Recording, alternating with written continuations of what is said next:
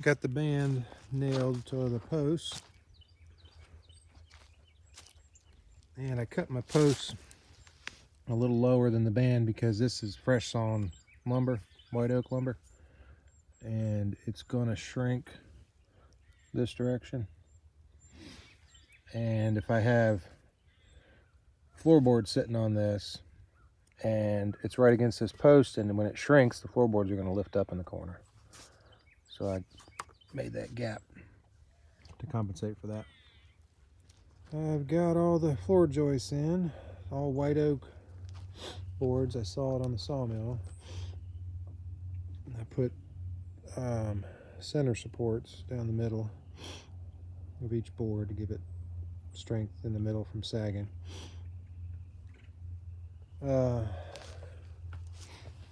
It was a little difficult to drive a nail and hold it in place, so I would run a screw in while I held the board on the line and then back it out and drive nails in. So I'm going to put floorboards down next. I'm sawing 1.25" oak floorboards, so I'll take some video of that too.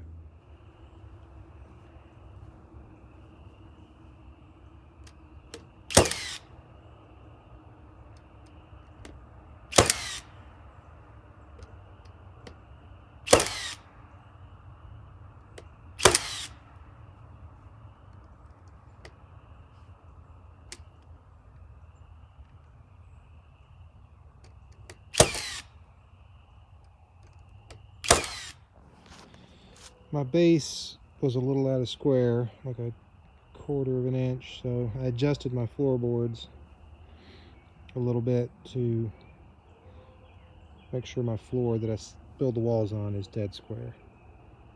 So they're a little bit off from the base, just slightly, but it ain't gonna matter.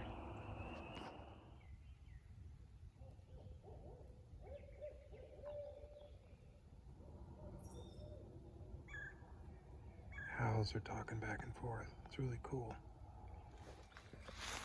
My best helper out here helping me.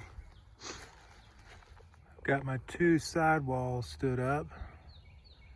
I ran my studs this way because I'm just going to put my siding on it, going vertically, and just nail each place it crosses the studs. And both walls are nice and square. And now I'm going to build this back wall here, make sure it's square, and when I stand it up, I'll pull the walls together against it, and then I'll know I'm good on 3 sides. Then I'll work on building the front. I've got the bottom and top side bands nailed together. Now I'll just take my tape and go from corner to corner, measure diagonally, and get it to match up, and then I know I'm square. And then I take little corner braces like this and nail them in the corners when I know I'm square, and that'll hold it in place. Then I can kind of lift it up a little bit, put a block under it, and nail my horizontal studs in, and stand the wall up.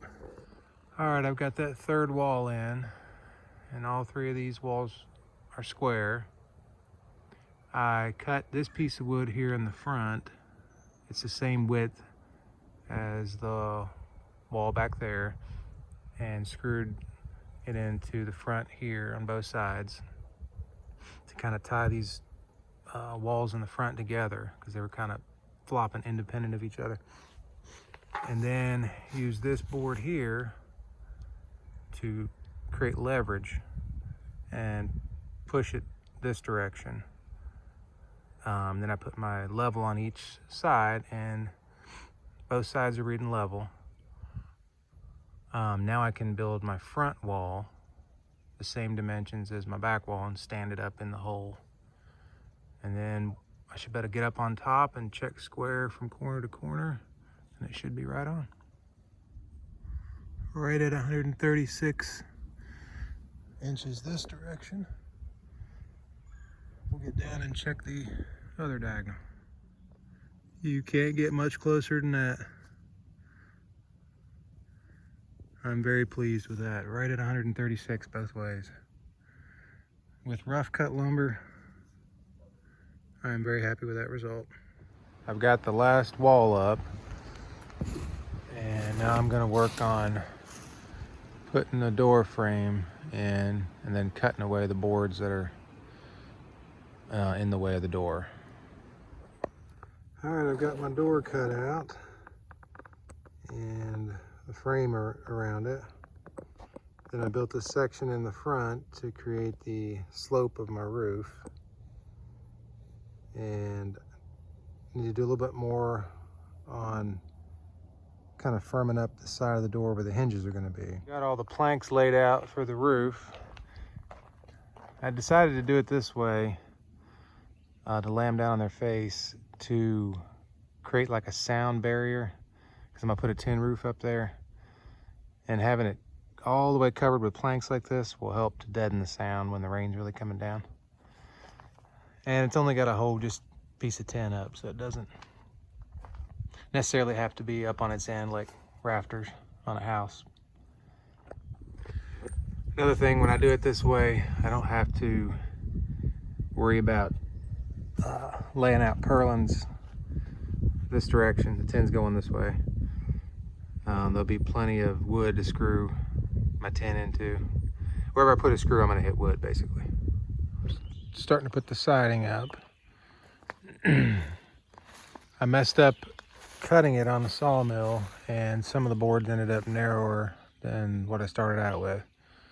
So I just spread them out more, and I'll make my battens a little bit wider to cover that. Also, I put chicken wire around the bottom 2 feet, 2 or 3 feet, so that if something tries to crawl up and get through the siding at the bottom, it'll be blocked by that. Got the tin up there. I used one long piece of tin, and then I had some scrap pieces that I used to finish it out. And I've got to cut this piece of tin to match these two runs here. And wherever it joined in the middle, I just slid this piece under the piece in the front and ran screws along there, and then ran screws over the whole piece, over the whole roof. Well, I got the first coat of paint on the boards on this side. I decided to go ahead and paint them because we had some dry days here. And I'm gonna go ahead and get a coat of paint on them to kind of start protecting them.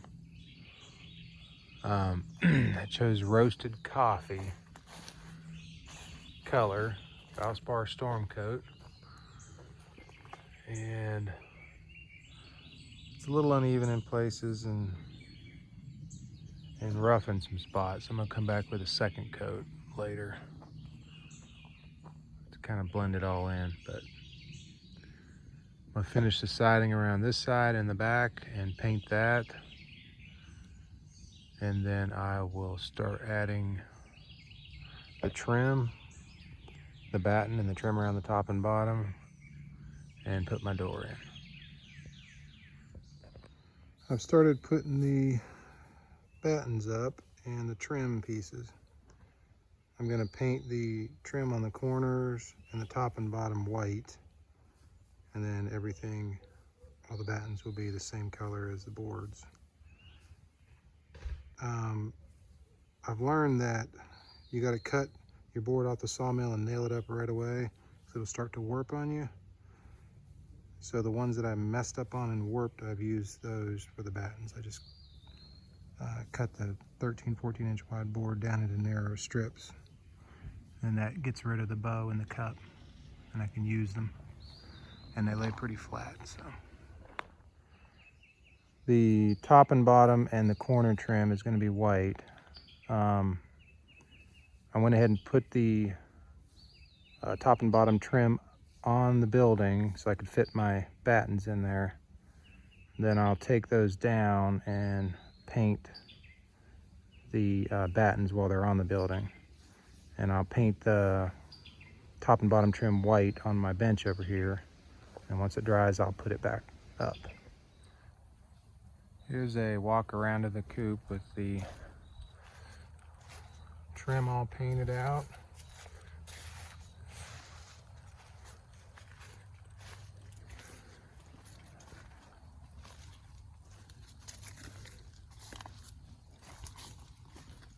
And I've got the door finished, except I'm going to put some shutters here so I can open and close it during the winter and summertime.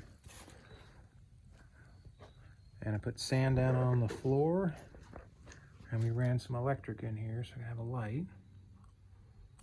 I finished their perch, and they spent their first night in here last night. And one of them is in here laying right now. Hey, girl. That's pretty much all done at this point. My mom's gonna paint a sign to go over the door, and eventually I'm gonna put a little roof and a small porch here with some chairs, but that's not for a while yet. Took me a long time to do this, between work and obligations, family obligations, about 8 months. I cut every piece of wood on the sawmill for this thing.